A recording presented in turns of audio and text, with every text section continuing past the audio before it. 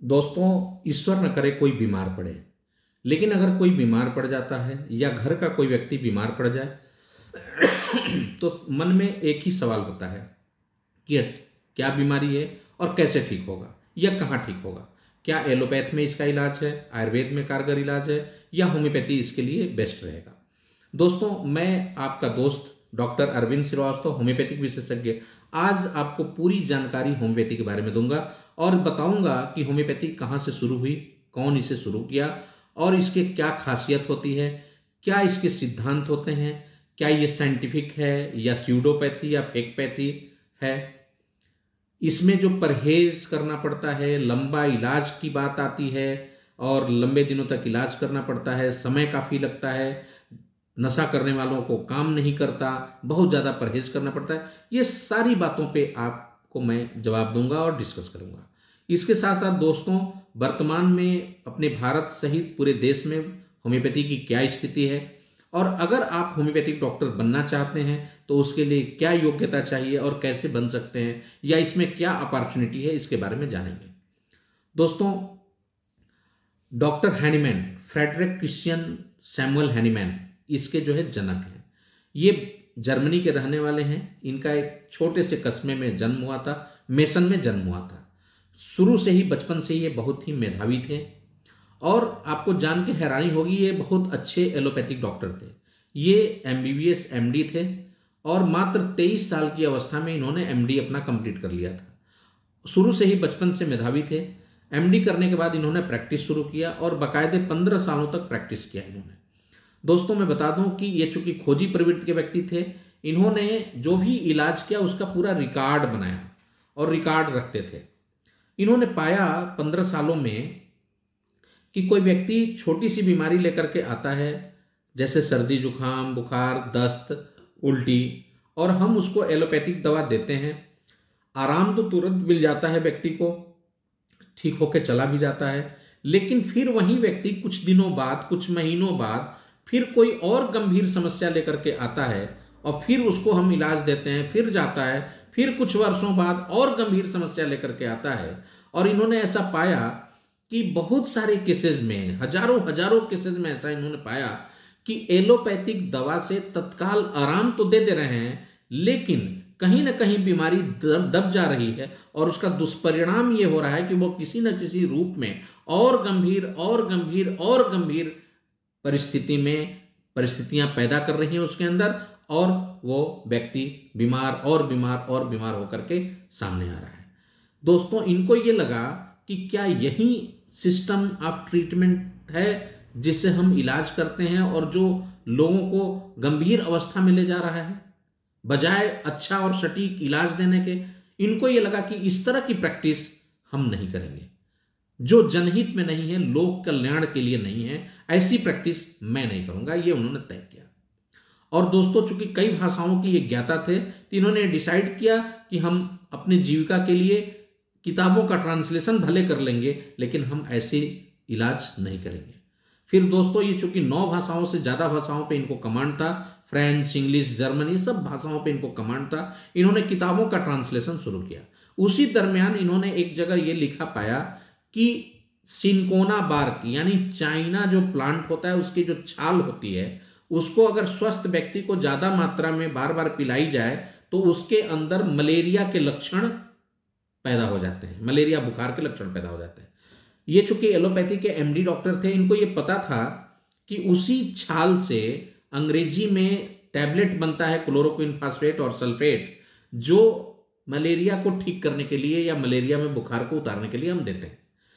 ये बात न्यूटन के उस गिरते हुए सेव की तरह से इनको क्लिक किया कि क्या जो दवा जिस तरह की बीमारी स्वस्थ व्यक्ति के अंदर पैदा कर सकती है, क्या उसी तरह का बीमार व्यक्ति, कोई उसी लक्षण का बीमार व्यक्ति आता है तो उसे वही दवाई कम पावर में, सूक्ष्म मात्रा में ठीक कर सकती है क्या? ये बात इनके जहन में चलने लगा। इन्होंने प्रैक्टिकल शुरू किया, फिर अपने पे प्रैक्टिकल किया, अपने परिवार पे, अपनी बीवी पे, बच्चों पे, फिर दोस्तों मित्रों पे, फिर लोगों पे प्रैक्टिकल शुरू किया और हजारों लोगों पे इन्होंने प्रैक्टिकल किया। देखा कि यह सिद्धांत बिल्कुल सत्य है और 200% सत्य है। फिर इन्होंने इसको एक नया सिस्टम ऑफ ट्रीटमेंट दिया और उसका नाम दिया होम्योपैथी। दोस्तों, होमो का मतलब होता है सिमिलर और पैथी का मतलब होता है सफरिंग यानी बीमारी। बीमारी, वो बीमारी के अनुरूप, बीमारी से सिमिलर यानी मिलती जुलती लक्षण वाली अगर दवा हम उस बीमार व्यक्ति को देते हैं तो वो बीमारी को ठीक से दूर कर सकती है, जड़ से खत्म कर सकती है। ये होम्योपैथी का सिद्धांत है दोस्तों। इसको सिद्धांत के रूप में उन्होंने कहा सिमिलिया सिमिलबस क्यूरेंटर, लाइक क्योर्स लाइक, सम समय समयति, यानी जहर को जहर ही काट सकता है, लोहे को लोहा ही काटता है, जहर का इलाज जहर है। ये सिद्धांत है होम्योपैथी का। होम्योपैथी की जो खासियत है दोस्तों वो ये है कि ये हर व्यक्ति को इंडिविजुअल व्यक्ति मानता है। आप ये भी समझ सकते हैं कि एक ही माँ के एक ही कोख से एक ही साथ पैदा हुआ कोई आइडेंटिकल ट्विंस जिसको हम कहते हैं, वो भी सारे परिप्रेक्ष्य में एक समान बिल्कुल नहीं होता। अगर फिजिकली लुक वाइज फिजिकल सब कुछ बिल्कुल मिलता जुलता है, डिफरेंस करना भी कठिन है कि कौन राम है कौन श्याम है, तब भी उसके मेंटल लेवल पे, आईक्यू लेवल पे कुछ ना कुछ डिफरेंस जरूर होगा। तो हमारा होम्योपैथी मानता है कि हर व्यक्ति इंडिविजुअल है और उसका इलाज भी इंडिविजुअलिस्टिक अप्रोच पे होना चाहिए।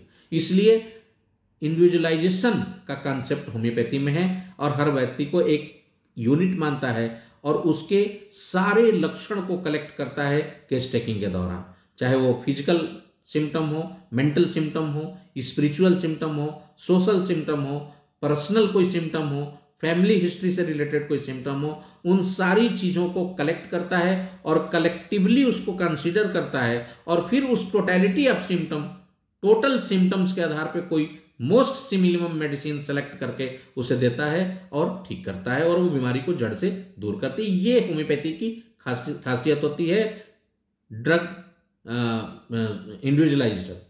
दूसरा, होम्योपैथी में जो दवा इस्तेमाल हम करते हैं वो सूक्ष्म से सूक्ष्म मात्रा में, सूक्ष्मतम मात्रा में हम इस्तेमाल करते हैं। ऐसा मानता है होम्योपैथी कि जो बीमारी का जो जड़ होता है वो कहीं ना कहीं हमारा जो वाइटल फोर्स है, हमारी जो जीवनी शक्ति है, जो एक अदृश्य शक्ति है जिसको हम देख नहीं सकते, जिसको हम केवल समझ सकते हैं, छू नहीं सकते, वो अदृश्य शक्ति जो हमारे अंदर है, जो प्राण शक्ति जिसे कह सकते हैं मोटी भाषा में, वाइटल फोर्स जिसे कहते हैं, या रोग से लड़ने की जो क्षमता है या इम्यूनिटी जो पावर है, उस पावर में कुछ हेरा फेरी होने की वजह से, कुछ डेविएशन होने की वजह से, कुछ इधर उधर हल्का सा खिसक जाने की वजह से, ट्यूनिंग गड़बड़ हो जाने की वजह से व्यक्ति बीमार हो जाता है। ये हमारी होम्योपैथी मानता है और हम दवाओं से उसी ट्यूनिंग को, उसी डिरेंजमेंट को, डिरेंज्ड वाइटल फोर्स को रीअरेंज करके उसे ठीक करते हैं। ये हमारा मानता है। आप रेडियो देखा होगा आपने, जैसे है जरा सा घुमाते हो, कान हटते हो, तुरंत दूसरा BBC लंदन पकड़ता है, फिर दूसरा पकड़ना है, तो उसी तरह से ये हम मानते हैं कि हमारा जो डिरेंज्ड वाइटल फोर्स है उसको ये रीअरेंज करके इसको ठीक करता है। ये हमारा कंसेप्ट है जो बहुत ही नेचुरल एकदम बिल्कुल अप्रोच पे है और एकदम बिल्कुल सत्य है। तीसरी जो खासियत होती है होम्योपैथी की वो ये है कि हम जो इसमें दवा देते हैं वो बहुत ही मिनिमम डोज में देते हैं और कम से कम मात्रा में देते हैं। मिनिमम डोज, इवन हमारा अप्रोच रहता है कि सिंगल मेडिसिन मिनिमम डोज, कम से कम और सूक्ष्म मात्रा में देते हैं। उसका एक फायदा क्या होता है कि जो और सिस्टम में मटेरियल डोज हम खाते हैं, खाए, पचा और फिर काम किया, उसकी जरूरत नहीं पड़ती। मिनिमम डोज से ही हमारा काम चल जाता है और उसका फायदा ये होता है कि कोई साइड इफेक्ट नहीं होता या बहुत ही लिस्ट साइड या almost no side effect. Homeopathic दवा ऑलमोस्ट लिस्ट साइड इफेक्ट या नो साइड इफेक्ट, ये होम्योपैथी की खासियत होती है। दोस्तों, कुछ भ्रम है, जैसे होम्योपैथिक दवा धीरे धीरे काम करती है या लंबे दिन तक इलाज कराना पड़ता है। दोस्तों, मैं बताना चाहूंगा कि होम्योपैथिक दवा बहुत तेज काम करती है, ये भी इसकी खासियत है। अंग्रेजी में दवा खाया पिया पचाया तब काम शुरू हुआ। हमारी दवा जैसे हम जबान पे डालते हैं, नर्व एंडिंग्स उसको एब्जॉर्ब करता है, तुरंत नर्वस सिस्टम के थ्रू काम करती है, यानी बहुत ही प्रॉम्प्ट एक्टिंग है ये दवा। चूंकि हमें समझना पड़ेगा, बीमारी दो तरह की होती है, एक एक्यूट होती है, दूसरा क्रॉनिक होती है। एक्यूट का मतलब सर्दी जुकाम बुखार, ये हुआ, तत्काल इसकी इलाज की जरूरत है और हम दवा देते हैं, तत्काल काम भी करता है। कुछ ही खुराक से लेकर कुछ ही घंटे में या 1-2 दिन 3 दिन में ये ठीक हो जाता है।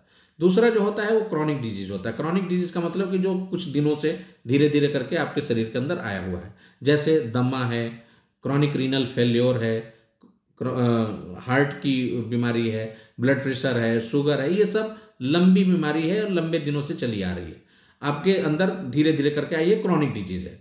इसको ट्रीट करने के लिए भी आपको टाइम देना पड़ेगा, थोड़ा समय लगेगा। दोस्तों सबसे बड़ी बात ये होती है कि बहुत सारे लोग इस बीमारी का तमाम इलाज करा करके और जब कहीं से नहीं ठीक होते हैं तब वो होम्योपैथी की शरण में आते हैं और ये सोचते हैं कि कोई ऐसा होम्योपैथिक डॉक्टर मिल जाए जो कोई जादुई पुड़िया दे दे जिससे तुरंत बीमारी छूमंतर हो जाए। ऐसा संभव नहीं है दोस्तों, आपको थोड़ा समय देना पड़ेगा, विश्वास के साथ दवा खानी पड़ेगी और साथ में जो डॉक्टर परहेज बताए उसको करना पड़ेगा।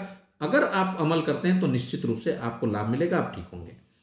दोस्तों एक कॉन्सेप्ट है कि इसमें परहेज बहुत करना पड़ता है, बिल्कुल कोई ऐसी बात नहीं है, आपको मिनिमम परहेज, कुछ खास परहेज नहीं करना है। हाँ, कोई ऐसी चीज जो बहुत तीक्ष्ण गंध वाली, जैसे कच्चा लहसुन, प्याज, हींग, लवंग, इलायची, ये सब इस तरह की चीजें हैं जो हमारी दवा के प्रभाव को कम करती हैं, कम कर सकती हैं। इसलिए हम कहते हैं कि हमारी दवा खाने के टाइम पे आप कम से कम खाने से आधे घंटे पहले और आधे घंटे बाद आप इसको न लें, बाकी समय अगर आप लेना चाहते हैं तो ले सकते हैं। दूसरा जो परहेज है, अगर आपको शुगर है तो हम बताते हैं कि चावल, चीनी, आलू, मीठा आप ना खाएं, आप खाना चाहें खाइए, बीमारी बढ़ाए रहिए और बीमारी पैदा कर लीजिए, तो कोई वो नहीं है। दूसरा, अगर आप को अगर ब्लड प्रेशर है तो हम कहते हैं कि भाई नमक कम खाओ, चिकनाई कम लो। तीसरा, अगर आपकी किडनी खराब हो रही है, प्रोटीन लॉस हो रहा है, हम कहते हैं प्रोटीन कम से कम लीजिए। यूरिक एसिड बढ़ गया, मैं कहता हूँ प्रोटीन कम लो। तो इस तरह से अगर आपको जो बीमारी है उसके अनुरूप हम परहेज बताते हैं। अब आप अगर कोई नशा कर रहा है, अल्कोहल ले रहा है, अगर उसका लीवर डैमेज हो रहा है तो हम कहते हैं भैया नशा छोड़ दीजिए, नशा कम करिए या छोड़ दीजिए। तो अगर आप बहुत वो है, नहीं लेना ही चाहते हैं तो कम से कम हमारी दवा के आधे घंटे पहले से लेकर आधे घंटे बाद तक मत लीजिए, तो आपको दवा जल्दी से जल्दी फायदा करेगी और आपको लाभ मिलेगा। भरसक तो कोशिश है कि पूरी परहेज आपको करना चाहिए अगर आप जल्दी स्वस्थ होना चाहते हैं, ठीक होना चाहते हैं। तो दोस्तों, मेसन एक छोटे से कस्बे से शुरू होकर के होम्योपैथी और आज मात्र 250 सालों में लगभग दुनिया के 150 देशों में ये यूज की जा रही है और लोग इससे लाभ ले रहे हैं। अगर अपने अकेले भारत की बात करें तो 3 लाख से भी ज्यादा रजिस्टर्ड होम्योपैथिक डॉक्टर हैं जो अनवरत आपकी सेवा में लगे हुए हैं। अगर आप होम्योपैथिक डॉक्टर बनना चाहते हैं या अपने किसी करीबी को बनाना चाहते हैं, पुत्र पुत्री को बनाना चाहते हैं, तो बन सकते हैं। बेसिक जो क्वालिफिकेशन है वो 10+2 है, यानी 12th में आपको बायो से होना चाहिए। इसके बाद आपको ऑल इंडिया लेवल का जो कंपटीशन है नीट, उससे आपको क्वालिफाई करना पड़ेगा और आप जैसा रैंक आएगा उसके अनुरूप गवर्नमेंट कॉलेज में मिल सकता है, प्राइवेट कॉलेज में मिल सकता है। 5.5 साल का पूरा कोर्स होता है, BHMS उसको बोलते हैं, bachelor of homeopathic medicine and surgery. इसको करके आप डॉक्टर, रजिस्टर्ड डॉक्टर बन सकते हैं। अगर आप मास्टर डिग्री लेना चाहते हैं तो MD कर सकते हैं, उसमें 7 सब्जेक्ट में MD उपलब्ध है। Homeopathic pharmacy, materia medica, philosophy, repertory, pediatrics, psychiatry और प्रैक्टिस ऑफ मेडिसिन, इन 7 सब्जेक्ट में आप MD कर सकते हैं। या अगर आप PhD करना चाहते हैं तो आप और हायर एजुकेशन PhD कर सकते हैं। आप homeopathic medical officer, government sector में आप गवर्नमेंट होम्योपैथिक चिकित्सा अधिकारी बन सकते हैं, या मेडिकल कॉलेज में आप लेक्चरर, रीडर, प्रोफेसर और प्रिंसिपल बन सकते हैं। इसके अलावा आप साइंटिस्ट बन सकते हैं जिसकी बहुत ज़रूरत है होम्योपैथी में, और नए रिसर्च कर सकते हैं और होम्योपैथी को आगे बढ़ाने का काम कर सकते हैं। दोस्तों, हमें उम्मीद है कि आपको ये हमारा वीडियो ज़रूर होम्योपैथी के बारे में बेसिक आपको ज्ञानवर्धन किया होगा, और इलाज अगर आप होम्योपैथी लेना चाहते हैं तो इन सारी चीज़ों का ध्यान में रखते हुए आप इलाज लीजिए। निसंदेह होम्योपैथी बहुत ही अच्छी और कारगर सिस्टम है, पैथी है।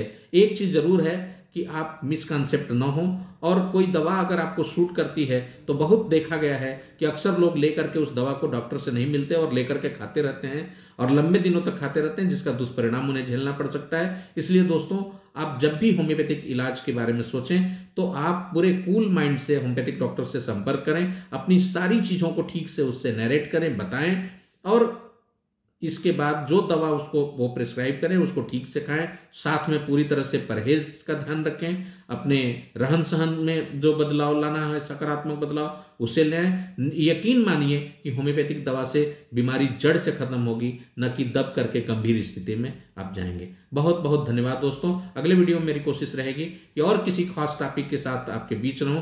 तब तक के लिए मैं आपसे धन्यवाद विदा लेना चाहता हूं। बहुत बहुत धन्यवाद दोस्तों। आप अपना ख्याल विशेष रूप से रखिएगा। बहुत बहुत धन्यवाद। नमस्कार।